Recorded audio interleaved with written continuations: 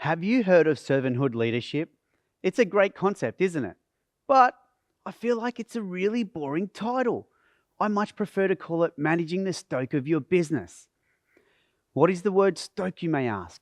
Well, in the Oxford Dictionary, being stoked means being excited or euphoric. It's the highest satisfaction feeling you can have. When our employees are stoked from achieving goals and they are aligned with the company's objectives, they make better decisions and lead teams more productively.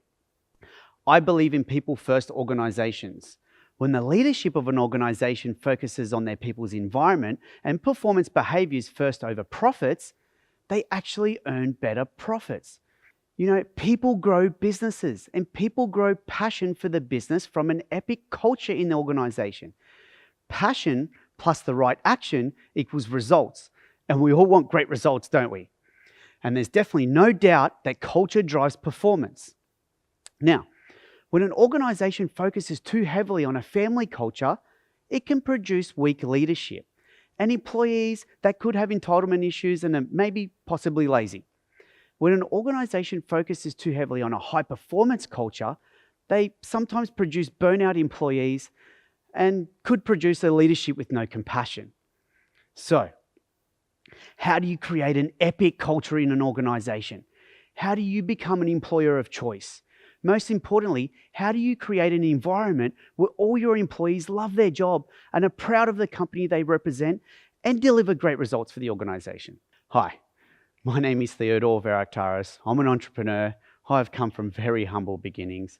My passion is growing people and growing businesses. Today, I'll give you 12 secret pillars that will ensure your people are stoked, and as a leader, you're ensuring you're creating an epic culture and a sustainable, scalable workplace environment that is a blend of a family culture and a high-performance team culture. Now, too much of either creates issues in any organization. Balance is definitely the key here. So, let's start with the 12 secret pillars we should all live by. Imagine if every leader around the world made hiring decisions on these pillars and assigned these pillars to every month of the year, and then they could use it as a reminder to inspect the culture and their performance measures. Because what doesn't get inspected doesn't get respected. So today, I've created an example, and it could look something like this. January, gratitude and reflection.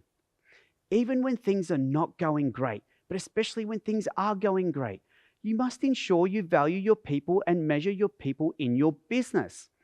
Gratitude and reflection. Be grateful for who you've attracted and reflect on their performance regularly and ensure you are setting their goals for the year ahead to help them grow. Or for new employees, ensure the expectation of the organization is clear to them. People need a measuring stick. They need to know that they're on the right track and what the future looks like for them.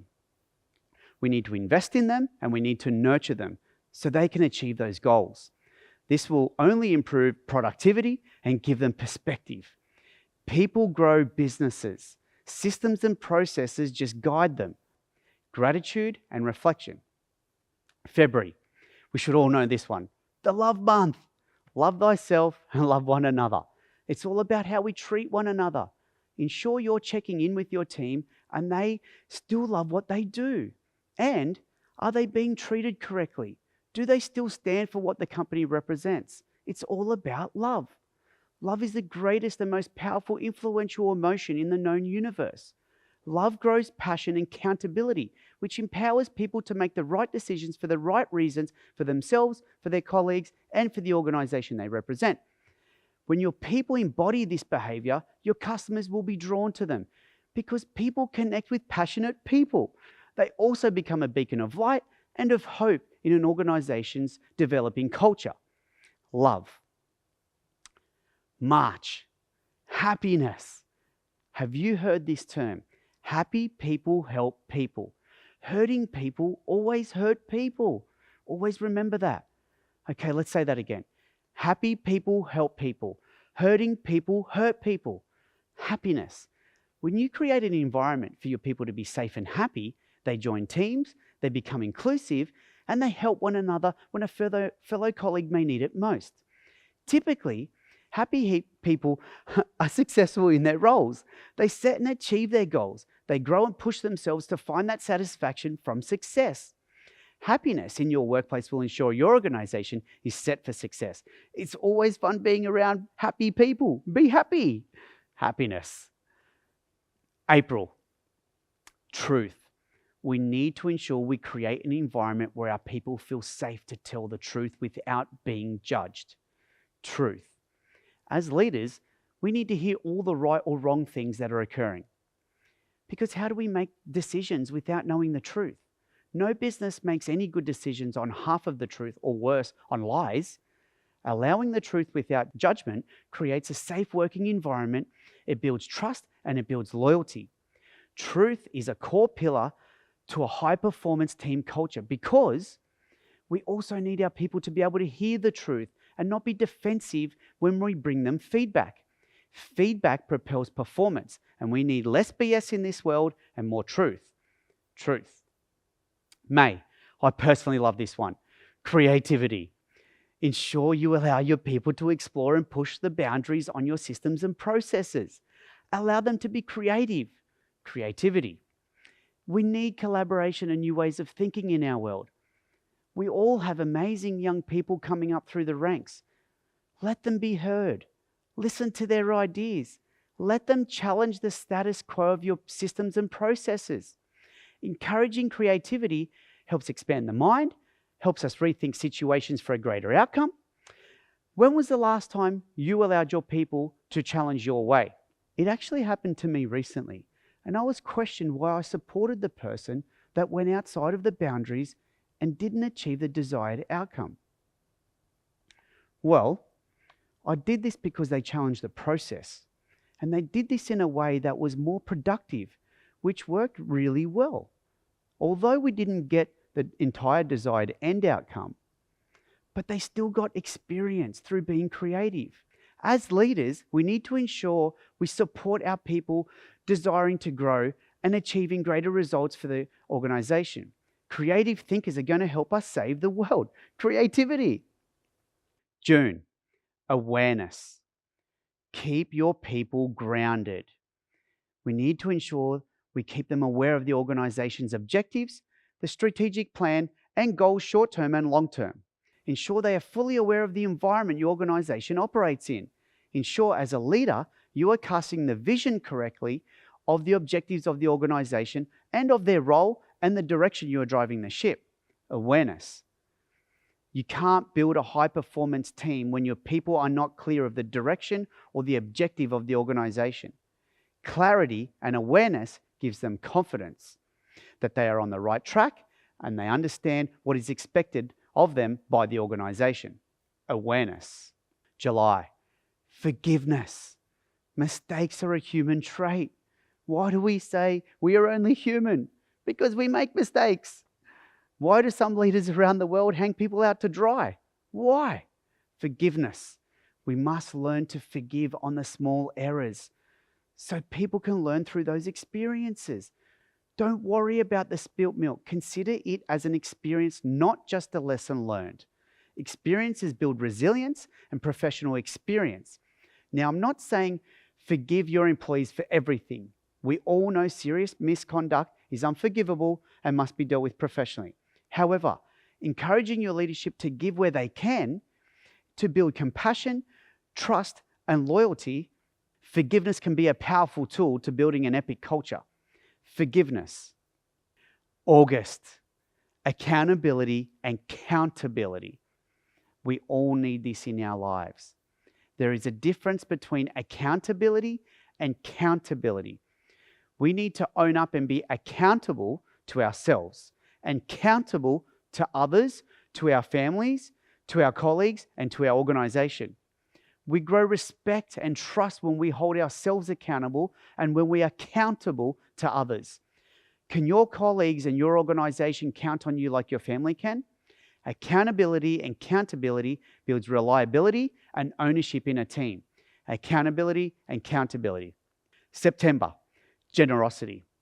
We need to reward our people even on little wins.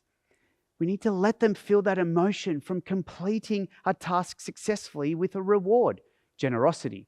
Achievements need to be recognized. It builds job satisfaction and grows a desire to achieve greater results. Rewards can come in many ways. Be creative with it. I frequently use the feedback loop as a reward. We want our people to have a healthy relationship with high performance. Also, allow your people in your organization to be generous with customers, with their colleagues, and the community without expectation of something given back. This can come in many forms, not just physical generosity, also emotional support and your time and your thoughts. Always remember this. People remember generous people. It builds strength in any relationship, it grows accountability, and it grows loyalty and passion. Generosity. October. Kindness. Random acts of kindness are proven to help build confidence, trust in one another, and it builds a safe environment for our employees. Kindness. Kindness will always overcome a toxic environment and calms the mood of any troubled situation. Kindness has many forms: words of affirmation, edification, quality time, acts of service, and so on. Kindness creates a happy environment for your employees and the people that they work with outside of your organization. Encourage your employees to embody this behavior. It helps them grow respect and relationships. If you can be anything, be kind. Kindness. November. Compassion. We need to listen to our employees. There is a reason we have 2 ears and 1 mouth. Listen to your employees more. Compassion. Process what they are going through so you can help them become a better version of themselves. Compassion bonds people together. Compassion builds reliability. Compassion builds accountability. Compassion helps our people know not just what we know, but how much we care. Compassion. December, the family month. If you have implemented the previous 11 secret pillars, congratulations.